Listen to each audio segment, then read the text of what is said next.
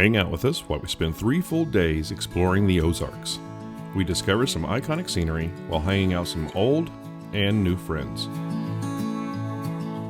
These trips are made possible by our friends at LAND Moto, XVenture Trailers, REDARC Electronics, and PowerTube TV.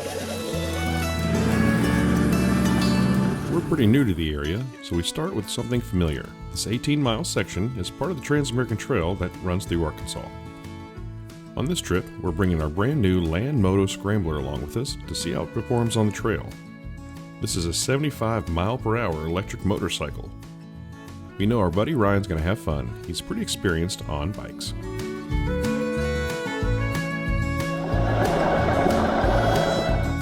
This section of trail is at the foothills of the mountains that are in the Ozarks.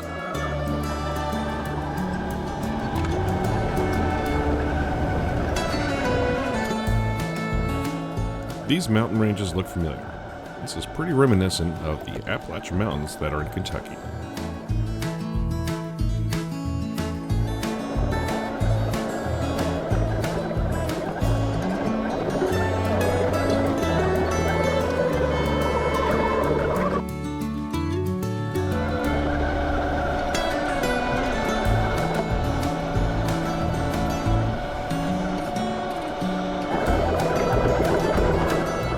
At lower speeds, this bike can get around 120 miles plus.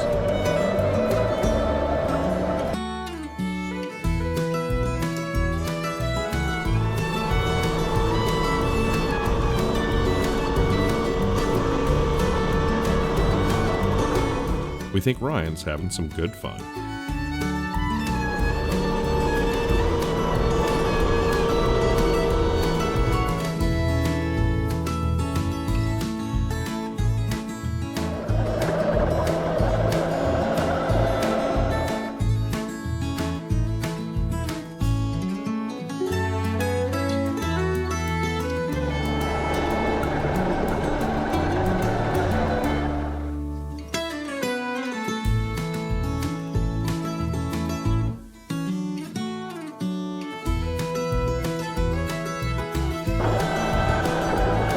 Our destination is a little mountain peak in the southeast area of the Ozarks that used to have, for what we think, a tower on it.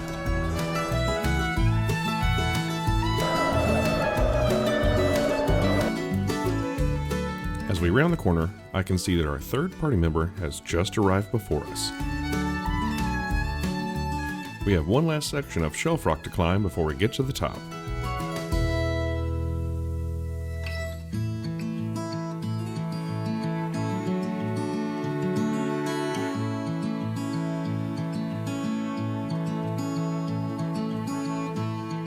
And at the top, our new buddy Phil from Old Man, Old Truck. This guy is a legend. He bought his truck 25 years ago brand new and has since put 300,000 miles on it. He's removed his passenger seat and that's where he sleeps. I pop my rugged bound tent and ostrich wing awning and make quick work of camp.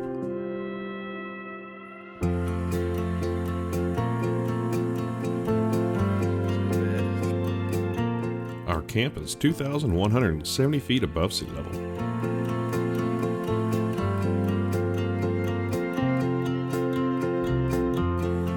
When we were doing the Trans-American Trail, it was extremely windy when we reached this point last time.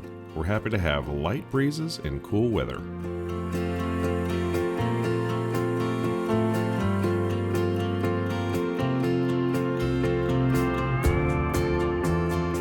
Now that we're settled in the camp, it's time to have a couple libations.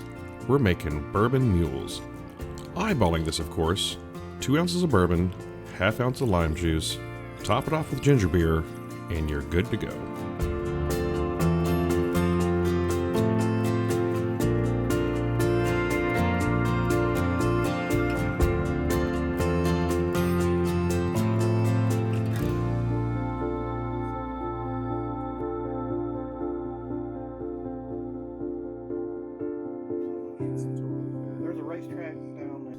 It's close to 6, so it's taco time. I pull out the XVenture's galley kitchen.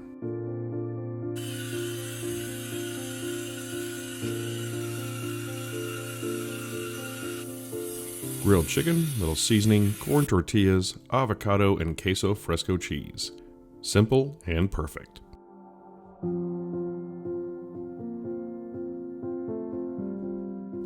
We watched the perfect sunset, settled in with a few more drinks right before bed.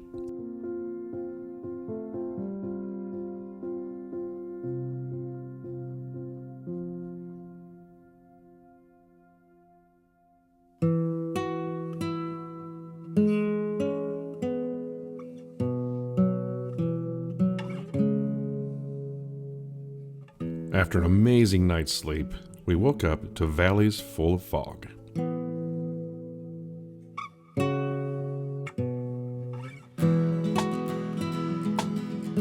Oh, and a decent amount of bugs too. The ride up was pretty bumpy yesterday, so I'm excited to try out a new piece of gear we just got from Fasterflate. This was a pretty quick setup.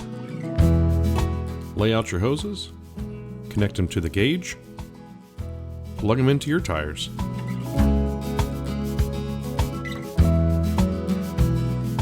and let out the air to your desired amount. What's nice is they all equalize to the same pressure. We're going down to 20 psi and going to set our shocks to soft.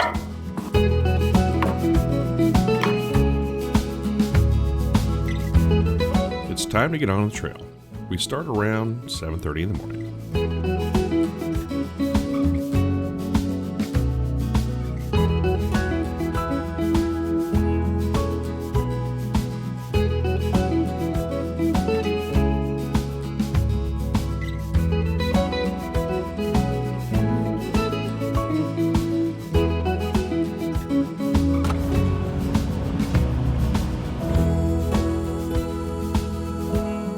After coming off the mountain and doing about 20 miles of back roads, we get the bike back off so Ryan can have some street fun.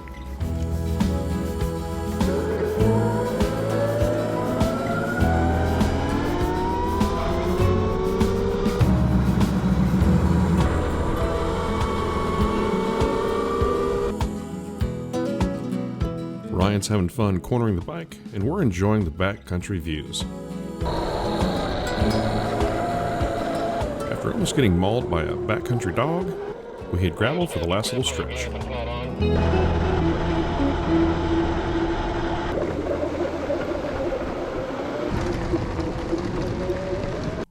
Our destination's probably one of the best/worst waterfall names we've ever been to. Falling Water Falls. Not paying attention to the name, this place is beautiful.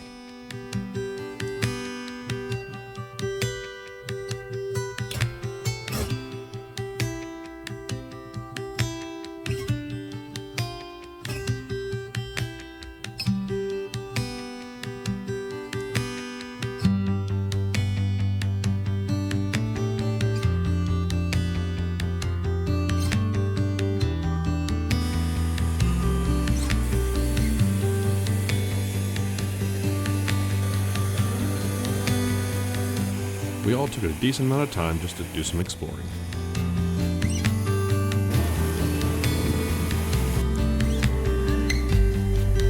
It's so white. Oh God.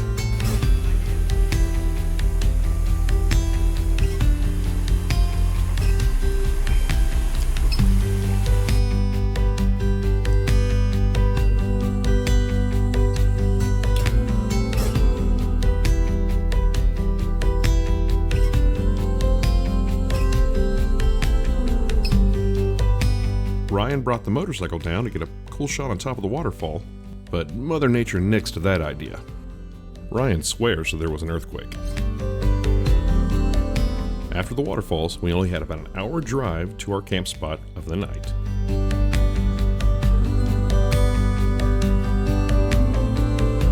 This camp spot was given to us by our good friend Matt from Ozark Overlanding Adventures. Unfortunately, on his way to meet us at this spot, his serpentine belt blew, and he was stuck on the side of the road till the following day.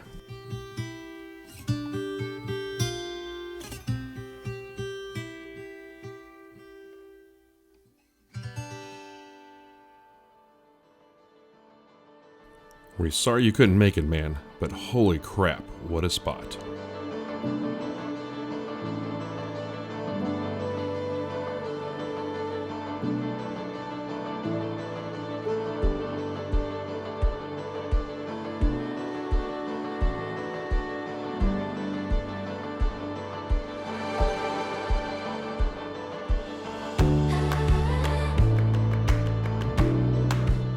It's rivers like these that make the Ozarks so famous. If you watch Matt's videos, there's endless water crossings and beautiful camp spots just like this all over the Ozarks.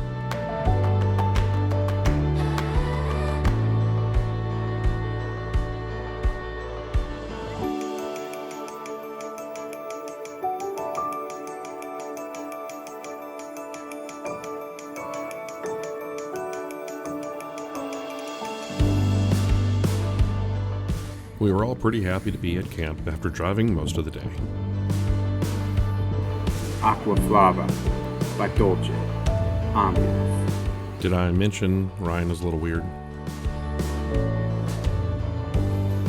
The fridge was running, everything was cold, and the bike was charged back up for the next day. It ended up being a hotter day, so cooling down the Tootsies was a welcomed reprieve.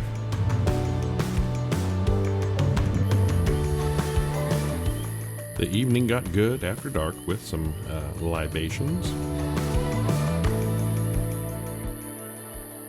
And even with the thermocell cranking, we were having some bug issues.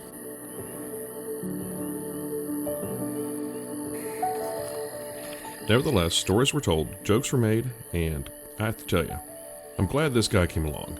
Phil is a wealth of information. We were talking about Newfoundland and Nova Scotia, and he'd been there and done that. Phil is a well-traveled guy with a lot of unique stories. Overnight there were some pretty hectic windstorms, but we woke up to a calm morning.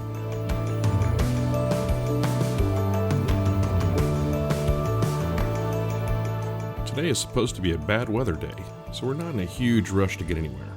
Camp went down slow, and we just moseyed our way back out of the valley. Come to find out, Matt showed up to camp shortly after we left. Sorry, buddy. We'll catch up next time. Our destination is another spot on the Trans-American Trail, Byrds Adventure Center, via the Oark Cafe, which happened to be closed on Tuesdays. Put that in your notes. So why not get the bike out and have a beautiful ride down to the campground?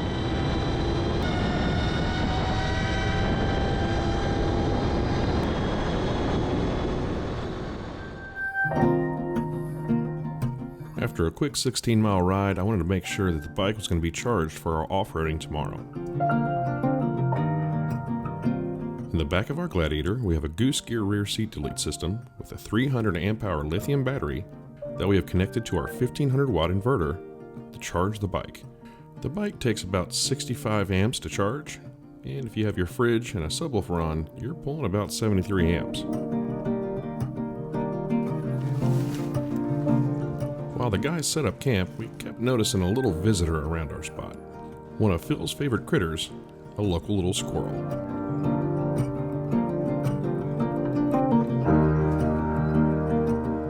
With a few almonds, I think we made a friend.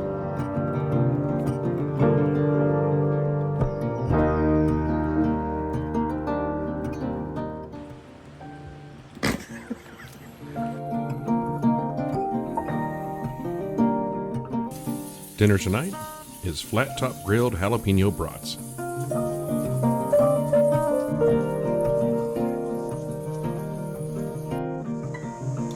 The rest of the evening was spent enjoying this beautiful area and listening to nature.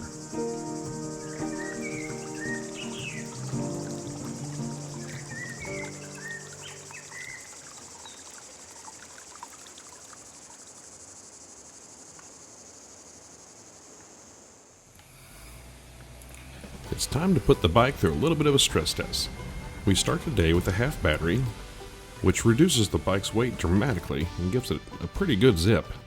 And after 6 miles of county road, we hit the trail.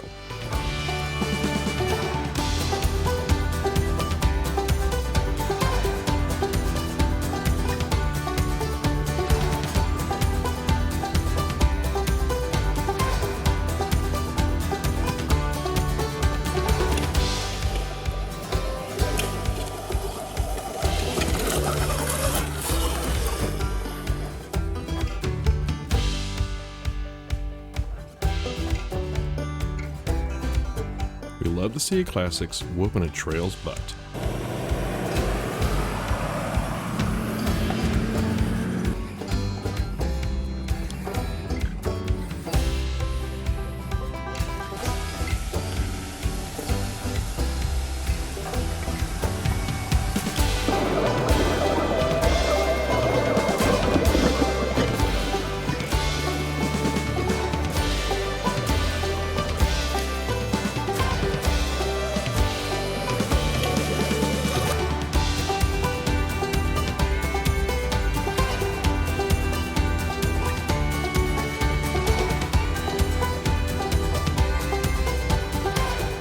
Ryan wanted to see what trails were like with the heavier battery, so he stopped to switch them out.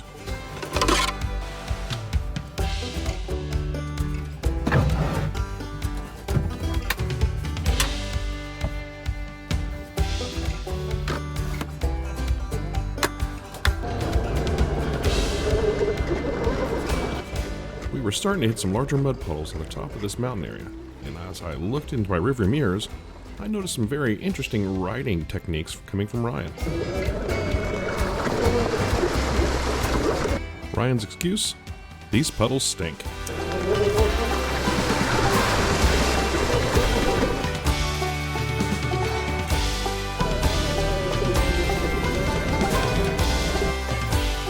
I guess it's a good way to balance over slippery terrain.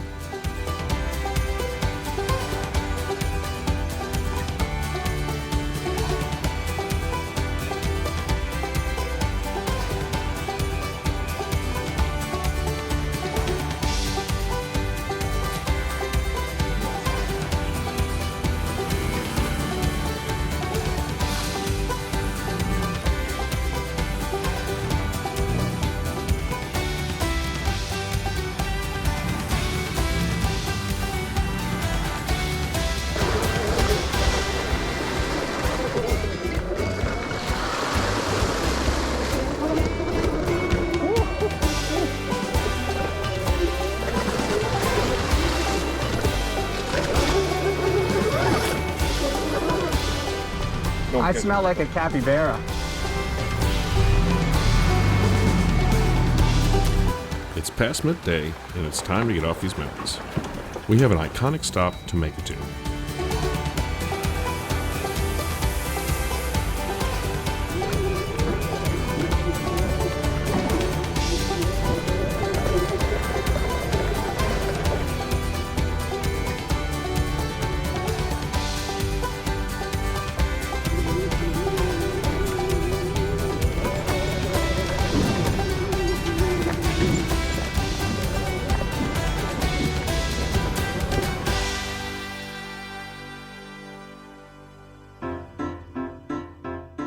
Anybody who watches our channel knows that we seek out diners in the middle of nowhere, and this place is probably our favorite, the Oark Cafe.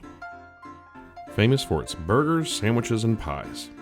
Everything from tractors to side-by-sides, adventure vehicles, and motorcycles come from all over to hang out at this little slice of Americana.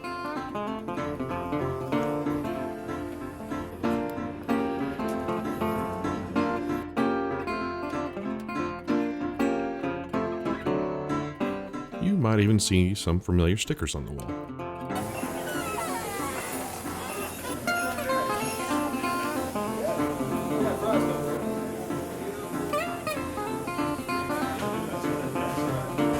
Forget every time till halfway through. That wraps up our time for this trip. We're heading north to Springfield, Missouri to go to the Moore Expo. So we've got to air our tires back up and get on the road.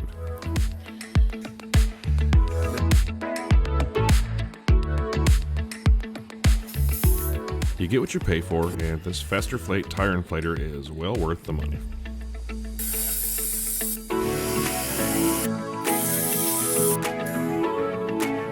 And to air up our trailer, you only have to use half the hose. One more tip for better gas mileage, take all the water out of your trailer. If you ever get a chance to go to the Ozarks, don't skip it. This is probably one of the most well-rounded areas to go overlanding in on the eastern half of the US. We know that we plan on coming back here a lot more.